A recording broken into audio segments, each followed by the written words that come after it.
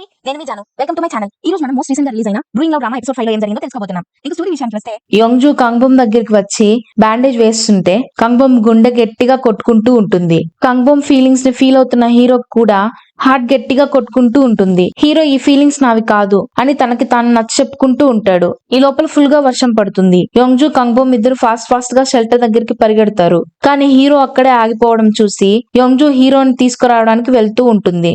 యోంగ్జూ దగ్గరికి వచ్చే కొద్దీ హీరో హార్ట్ బీట్ ఫాస్ట్ అవుతూ ఉంటుంది. హీరో ఈ ఫీలింగ్స్ నావేనా, నేను యోంగ్జూని లవ్ చేస్తున్నానా కన్ఫ్యూజన్ లో పడతాడు. హీరో హార్ట్ మీద చేయి పెట్టుకొని ఆలోచిస్తూ ఉంటాడు. అది చూసి యోంగ్జూ బాగున్నారా, హార్ట్ లో ఏమన్నా పెయిన్ గా ఉందా అని అడుగుతుంది. హీరో నాకేం కాలేదు, నేను ఎమోషన్స్ ని అబ్జర్వ్ చేసుకోగలను. అది విని యోంగ్జూ కన్ఫ్యూజ్ అవుతుంది. పక్క రోజు మార్నింగ్ హీరోతో మీటింగ్ ఉందని యోంగ్జూ బొమ్ తో కలిసి విలేజ్ కి వెళ్తూ కార్ లో అబ్జర్వ్డ్ ఎమోషన్స్ అంటే ఏంటో తెలుసుకోవడానికి ఇంటర్నెట్ లో సెర్చ్ చేస్తుంది. అందులో హై సెన్సిటివిటీ ఉన్న వాళ్ళకి పక్కనున్న వాళ్ళ ఫీలింగ్స్ అబ్జర్వ్ చేసుకొని సేమ్ ఫీలింగ్ వాళ్ళు ఫీల్ అవ్వగలరు. దాని వల్ల వాళ్ళు ఆ ఫీలింగ్ వాళ్ళదా కాదా అని కన్ఫ్యూజన్ లో పడతారు. ఆ పవర్ ఉన్న వాళ్ళు పక్కన వాళ్ళని హీల్ చేయగలరు, కానీ వాళ్ళ ఎనర్జీ మొత్తం డ్రైన్ అయిపోతుంది అని తెలుసుకుంటుంది. హీరో కెమెరాతో నేచర్ ని ఫోటో తీస్తూ ఉంటాడు. ఇద్దరు వర్కర్ ఆంటీస్ హీరోతో బాస్ ఫోటోస్ తీసించాలు, తినడానికి రండి అని పిలుస్తారు. వాళ్ళు హీరోతో ఫొటోస్ తీయాలి అనుకుంటే మమ్మల్ని తీయొచ్చు కదా అంటూ పోజెస్ ఇస్తూ ఉంటారు. హీరో వాళ్ళతో నేను మనుషుల్ని ఫోటో తీయను,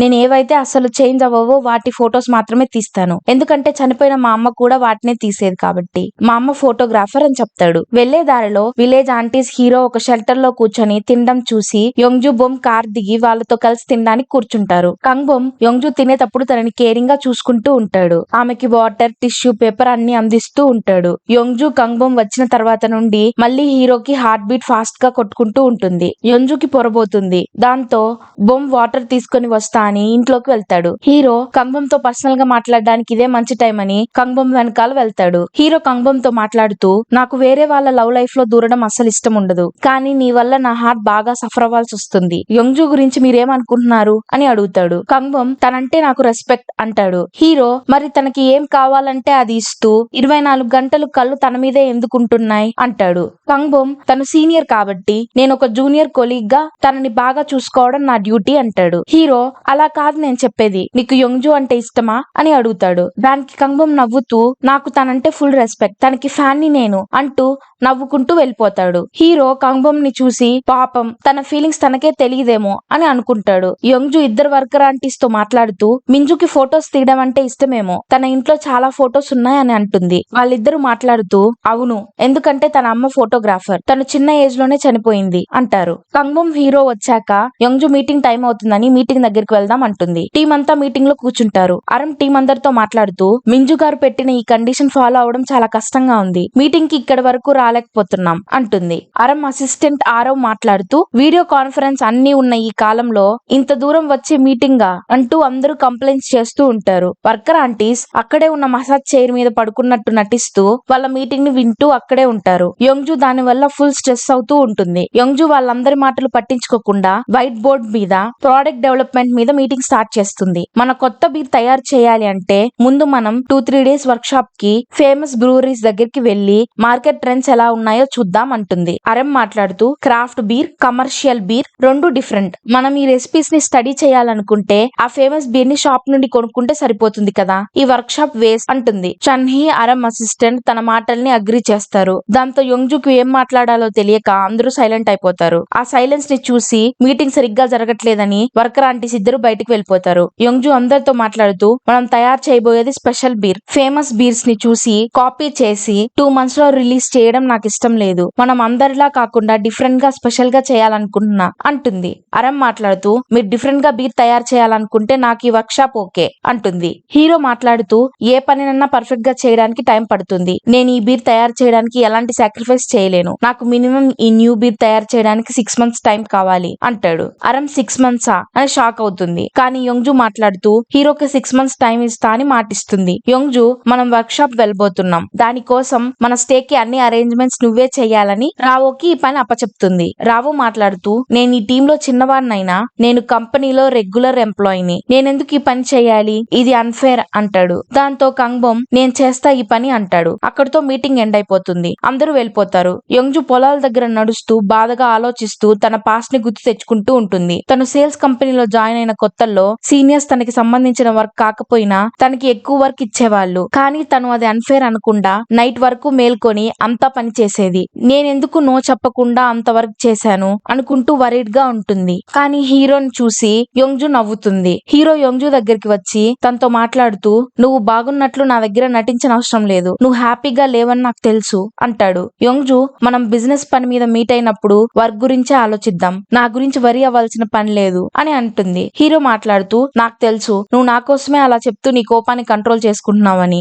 అంటూ ఉంటాడు. ఈ లోపల కంగ్బోమ్ అక్కడికి వచ్చి యోంజుతో ఫ్రస్ట్రేషన్ గా మాట్లాడుతూ, రావోకి ఎంత ధైర్యం, మీరు పని చెప్తే అన్ఫేర్ అంటాడా, వాడికి నిజమైన అన్ఫేర్ అంటే ఏంటో చూపించనా అంటూ కోపడుతూ ఉంటాడు. యోంజు తన బదులు కంగ్బోమ్ కోపంగా ఉండడం చూసి నవ్వుతుంది. తన మూడ్ ని బాగు చేసినందుకు కంగ్బోమ్ కి థ్యాంక్స్ చెప్తుంది. హీరోకి మళ్ళీ హార్ట్ బీట్ గట్టిగా కొట్టుకుంటూ ఉంటుంది. దాంతో హీరో అక్కడి నుండి వెళ్ళిపోతాడు. హీరో యోంజు మీద అలిగి, నాకేమో బిజినెస్ కి వచ్చినప్పుడు బిజినెస్ మాత్రమే మాట్లాడమని, కంగ్బోమ్ కేమో నీ వల్లే మూడ్ బాగైంది థ్యాంక్ యూ అంటదా అంటూ అలుగుతాడు. యోంజు కారులో వెళ్తూ హీరో గురించి ఆలోచిస్తూ, మరీ ఎక్కువ అరిచేశానా, నా వల్ల స్ట్రెస్ ఫీల్ అవుతారేమో అని అలా అన్నా అని ఆలోచిస్తూ ఉంటుంది. కంగ్బోమ్ బాగా దాహంగా ఉంది, స్టోర్ దగ్గర ఆగి వాటర్ కొనుక్కుందాం అంటాడు. హీరో సాడ్ ఫేస్ వేసుకుని వర్కర్ ఆంటీస్ దగ్గరికి వస్తాడు. దాంతో వర్కర్ ఆంటీస్ హీరో యోంజు సరిగ్గా మాట్లాడకుండా వెళ్ళిపోవడం వల్ల అలా ఉన్నాడని తెలుసుకొని స్టోర్ దగ్గర ఉన్న కిమ్ ని, తన భార్యని, చీఫ్ ని ఎలాగైనా యోంజుని ఆపి తిరిగి తీసుకుని రమ్మంటుంది. వాటర్ కొనుక్కోవడానికి స్టోర్ కి వెళ్లిన యోంజు కంగ్బోమ్ ని ఆపడానికి కిమ్ బిల్లింగ్ మెషిన్ పనిచేయట్లేదని సాకు చెప్తాడు. కానీ వాళ్ళు మనీ ఇచ్చి చేంజ్ ఉంచుకోండి,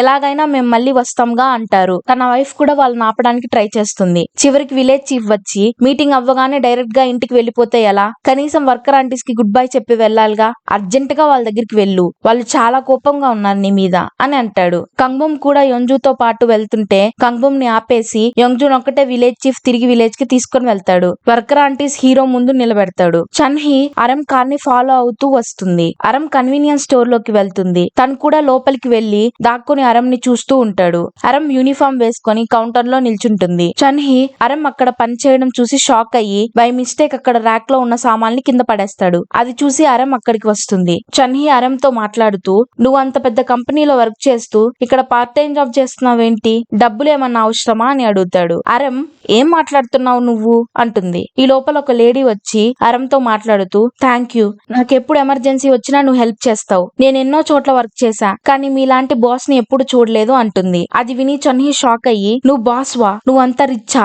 అంటూ అరం ని అడుగుతాడు. యోంజు హీరోతో మాట్లాడుతూ, అమ్మాయిలు ఒబీడియంట్ గా ఉండాలి అన్న సెంటెన్స్ నాకు అసలు నచ్చేది కాదు, అందుకే దానికి ఆపోజిట్ గా ఎవరన్నా నన్ను రెచ్చగొడితే 2-3 పంచులు ఇచ్చేదాన్ని, ఎవరికి నాలో ఉన్న నిజమైన ఫీలింగ్స్ ని అర్థం కాకుండా బయటకి స్ట్రాంగ్ గా ఉండేదాన్ని, నాకు నేను ప్రతి సిచ్యువేషన్ లో ఇట్స్ ఓకే పర్లేదు అనుకుంటూ ఉండేదాన్ని అని చెప్తుంది. మనకి ఇక్కడ ఒక ఫ్లాష్ బ్యాక్ చూపిస్తారు. యోంజు చిన్నప్పుడు తనని ఆర్ఫన్ అని ఎక్కిరిస్తే బాధగా ఉన్నా బయటికి మాత్రం స్ట్రాంగ్ గా వాళ్ళని కొడుతుంది. తను భోజనం తింటుంటే ఫ్రీగా భోజనం చేస్తుంటే హ్యాపీగా ఉందా అంటూ ఎక్కిరిచ్చేవాళ్ళు. అందరూ ఆ ఏజ్ లో ఎంజాయ్ చేస్తుంటే యోంజు మాత్రం స్కూల్ అయ్యాక పార్ట్ టైం జాబ్ చేస్తూ నైట్ వాళ్ళ నాన్నమ్మకి హెల్ప్ చేసేది. ఇదంతా విని అక్కడున్న worker aunties, Kim couple, village chief ఏడుస్తూ ఉంటారు. హీరో ఎమోషనల్ అయి యోంజు హెడ్ ని ప్యాట్ చేయబోతాడు. ఈ లోపల యోంజు ఏం చేస్తున్నారు అంటుంది. హీరో తలపైన డస్ట్ ఉంది అది తీస్తున్నా అంటాడు. దాంతో వర్కర్స్ అందరూ డస్టా అంటూ నవ్వుకుంటూ లేచి వెళ్ళిపోతారు. యోంజు హీరోతో, ఈ మధ్య మీరెందుకో మారిపోయారు అనిపిస్తుంది, అసలు మందే తాగని మీరు బీర్ ఎలా తయారు చేశారు అని అడుగుతుంది. హీరో మాట్లాడుతూ,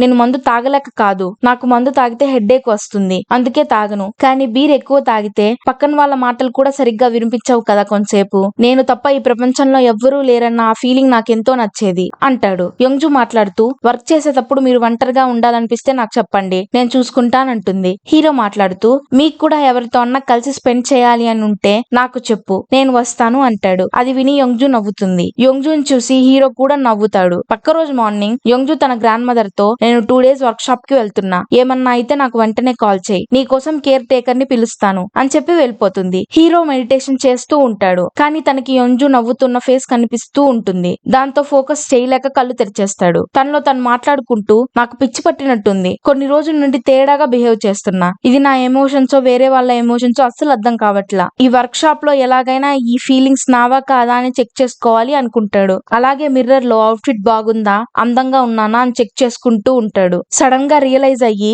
నేనేం చేస్తున్నాను అని తనని తానే తిట్టుకుంటాడు. హీరో బీచ్ దగ్గరికి ముందే వెళ్లి టీమ్మేట్స్ అందరి కోసం వెయిట్ చేస్తూ ఉంటాడు. అందరూ అక్కడికి వస్తారు, కానీ హీరో మాత్రం యోంజూనే చూస్తూ ఉంటాడు. యోంజూ మాట్లాడుతూ ఇక్కడ అందరం కలిసి లంచ్ చేసి వెళ్ళిపోదాం అంటుంది. హీరో యోంజూని అవాయిడ్ చేస్తూ చన్హీ వెనకాల దాక్కుంటాడు. చన్హీ అరంతో నీకు సి అంటే ఇష్టమా అని అడుగుతాడు. అరం నాకు సి అంటే ఇష్టమే, కానీ వర్క్ కి వచ్చినప్పుడు సి మీద కాన్సన్ట్రేట్ చేయలేను అంటుంది. ఒకరు సీలో మునిగిపోతూ హెల్ప్ హెల్ప్ అని అరుస్తారు. అది విన్న వెంటనే చన్హీ యోంజూ పరిగెత్తుకుంటూ వెళ్లి తనని కాపాడతారు. హీరో యోంజూ తడిచిపోయిందని తనకి తన షర్ట్ కప్పి బానే ఉన్నావా అని అడుగుతాడు. అరం చన్హీ ఒక్క సెకండ్ కూడా ఆలోచించకుండా మునిగిపోయే వ్యక్తిని కాపాడడానికి వెళ్ళినందుకు చన్హీని చూసి ఇంప్రెస్ అయిపోతుంది. చన్హీ అరంతో నన్ను చూసి ప్రేమలో పడిపోయావా ఏంటి అని అడుగుతాడు. అరం కాదు కాదు అంటుంది. చన్హీ వీపు మీద ఎన్నో స్కార్స్ ఉంటాయి, అది చూసి అరం ఆ స్కార్స్ ఏంటి అని అడుగుతుంది. చన్హీ అది సీక్రెట్, కానీ నీకొక్కటే చెప్తా అంటాడు. అప్పుడు అందరికీ తెలుస్తుంది చన్హీ యోంజూ ఇద్దరు స్పెషల్ ఫోర్సెస్ లో వర్క్ చేశారని. హీరో యోంజూ చన్హీల కోసం టవల్స్ డ్రెస్సెస్ ఇస్తాడు. హీరో వాళ్ళతో మాట్లాడుతూ ఒక్క నిమిషం కూడా ఆలోచించకుండా అలా ఎలా పరిగెత్తుకుంటూ వెళ్లి నీళ్ళల్లో దూకేశారు అని అడుగుతాడు. వాళ్ళు మాట్లాడుతూ ఆలోచించే టైం ఎక్కడుంది, అసలు మా బాడీ ఆటోమేటిక్ గా రియాక్ట్ అవుతుందంటారు. వాళ్ళిద్దరూ ఫ్రెష్ అవ్వడానికి వెళ్తూ ఉంటారు. హీరో హార్ట్ బీట్ మళ్ళీ ఫాస్ట్ గా కొట్టుకుంటూ ఉంటుంది. వెనక్కి తిరిగి చూసేసరికి టీమ్మేట్స్ అందరూ వాళ్ళ ఇద్దరి మాటలకి ఇంప్రెస్ అయ్యి వాళ్ళ హార్ట్ బీట్ కూడా కొట్టుకుంటూ ఉంటాయి. హీరో ఆలోచిస్తూ అందరుంటే నేనెలా కనుక్కోవాలి, ఇది నా ఫీలింగ్ గా కాదా అని అనుకుంటాడు. టీం అంతా డిఫరెంట్ ఫ్యాక్టరీస్ కి వెళ్లి డిఫరెంట్ బీర్స్ టేస్ట్ చేస్తారు. హీరో ఫ్యాక్టరీస్ దగ్గర ఫోటో తీస్తూ ఉంటాడు. సడన్ గా యోంజూ నవ్వుతూ ఉండడం చూసి హీరో కూడా నవ్వు వచ్చి తనని ఫోటో తీయాలనుకుంటాడు. అప్పుడే యోంజూ హీరోని చూసి పిలుస్తుంది. హీరో తన ఫీలింగ్ దొరకకూడదని కెమెరాని వెంటనే కిందకి దించేస్తాడు. అప్పుడే చన్హీ అక్కడ సీక్రెట్ గా బీర్ తాగడం చూస్తాడు. చన్హీ నేను ఈ బీర్ మీద ప్రేమలో పడిపోయాను అంటాడు. హీరో మాట్లాడుతూ అంత త్వరగా ఎలా ప్రేమలో పడ్డావా అని అడుగుతాడు. చన్హీ మాట్లాడుతూ 3 సెకండ్స్ చాలు ప్రేమలో పడ్డానికి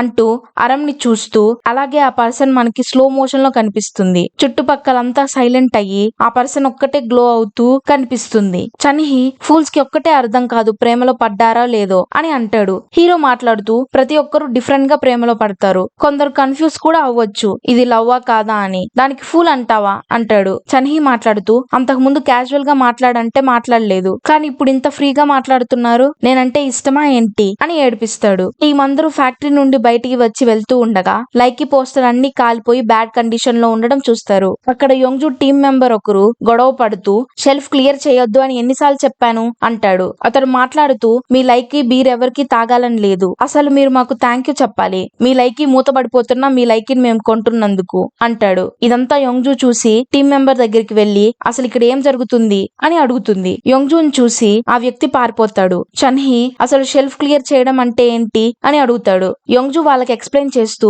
లైకీ కాంపిటేటర్స్ రెస్టారెంట్ లో ఉన్న బీర్ అన్ని కొని అవుట్ ఆఫ్ స్టాక్ చేస్తారు. చూడ్డానికి మన సేల్స్ పెంచినట్లు కనిపించినా నిజానికి కస్టమర్స్ కి లైకీ అసలు ఏ రెస్టారెంట్ లో దొరకట్లేదని దాని బదులు వేరే బీర్ ఆర్డర్ చేసుకోవడం స్టార్ట్ చేస్తారు. అలా లైకీని అందరూ మర్చిపోయేలా చేసి వాళ్ళ సేల్స్ ని ఇంక్రీజ్ చేసుకొని మన సేల్స్ ని తగ్గించి అసలు మ్యానుఫ్యాక్చరే చేయకుండా ఉండేలా చేస్తారు అని చెప్తుంది. యోంజూ అందరినీ వెళ్ళిపోండి, నేను బొమ్ కలిసి పని చూసుకుంటాం అంటుంది. కానీ వాళ్ళందరూ మేము కూడా హెల్ప్ చేస్తాం అంటారు. టీం అంతా కలిసి ఆ గ్యాంగ్ అందరినీ పట్టుకుంటారు. వాళ్ళలో ఒకడు బీర్ బాటిల్ పట్టుకొని మీ టీం లీడర్ మిమ్మల్ని వదిలేసి సోల్ కి వెళ్ళిపోయింది అని విన్నాను అంటాడు. యోంజూ తన చేతిలో ఉన్న బాటిల్ నాక్కొని బెదిరిస్తూ నేను వాళ్ళని వదిలేసి వెళ్ళలేదు, అసలు మీ టీం లీడర్ ఎక్కడా అంటుంది. వాళ్ళ టీం లీడర్ కూడా అక్కడికి వస్తాడు. యోంజూ ఆయనతో మాట్లాడుతూ ఇలా చీటింగ్ చేయడానికి సిగ్గుగా లేదా అని అంటుంది. ఆయన మాట్లాడుతూ మా టీం వాళ్ళు గ్రీడీతో అలా చేశారు, నేను వాళ్ళకి డిసిప్లైన్ నేర్పిస్తా అంటాడు. యోంజూ టీం లీడర్ మీరు చెప్పకుండా వాళ్ళు ఇదంతా చేస్తారా, మీరే ఈ రెస్పాన్సిబిలిటీ తీసుకోవాలి అంటూ ఆయన చేత తిరిగి బాటిల్స్ అన్ని రెస్టారెంట్ లో పెట్టిస్తుంది. తర్వాత అందరూ కలిసి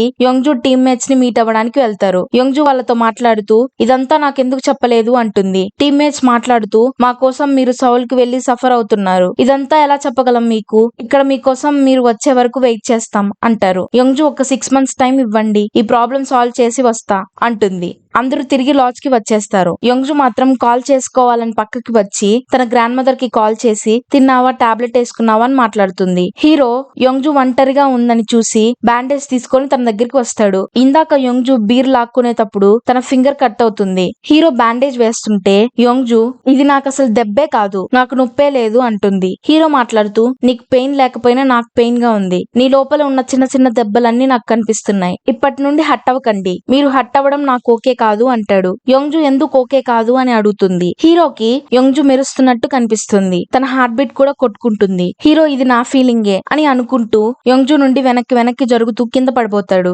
యోంగ్జు హీరో పడిపోకుండా పట్టుకుంటుంది. ఇక్కడితో ఎపిసోడ్ 5 ముగుస్తుంది. మీరు కూడా ఎవరికి చెప్పకుండా ఒంటరిగా బాధపడుతూ ఉంటే మింజు లాంటి అబ్బాయి మీ లైఫ్ లోకి వచ్చి మీ ఎమోషన్స్ ని ఫీల్ అయ్యి అర్థం చేసుకోవాలని కోరుకుంటూ నెక్స్ట్ ఎపిసోడ్ లో ఏం జరిగిందో తెలుసుకోవడం కోసం మా ఛానల్ కి సబ్స్క్రైబ్ చేసి లైక్ చేయండి. మీకు నెక్స్ట్ ఏ డ్రామా ఎక్స్ప్లెనేషన్ కావాలో కామెంట్ సెక్షన్ లో మెన్షన్ చేయండి. నెక్స్ట్ వీడియోలో కలుద్దాం.